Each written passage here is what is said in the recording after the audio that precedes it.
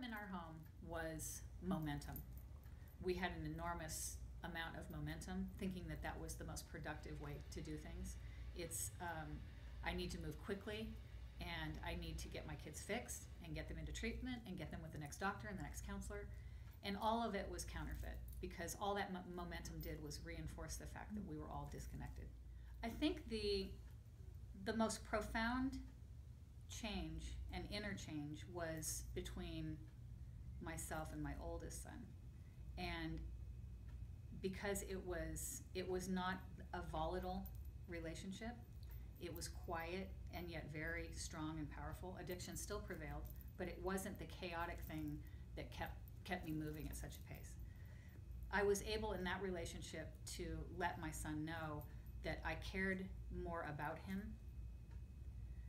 and that, I mean, I actually came in, I started to be able to give myself time to reflect on what I would change if I could. And one of the things was that I missed him. I no longer was even seeing him. I didn't know who he was anymore.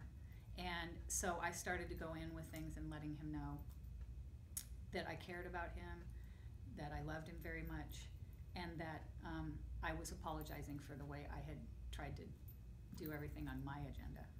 Time slowed down long enough for me to recognize where I had made mistakes and where I wanted to reconcile with my son. That was the biggest thing. I needed time. I needed as much time to heal and as much time to allow myself to do things so differently. And that's it.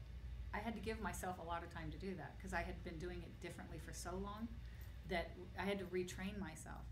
And in that process, the amazing miracle was that I allowed God to step in, and things changed a lot at that point, because I was no longer controlling everything. I had stepped aside and said, this stuff I can't control, this part I can. I can control if my son and I are still connected. I can control if my home is safe or not. I can control if my relationship is kind and caring and respectful, or if it's destructive. I had a lot of control, but the things I couldn't, I had to allow to let go.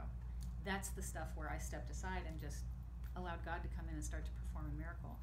And by doing that, believe it or not, that's when it started to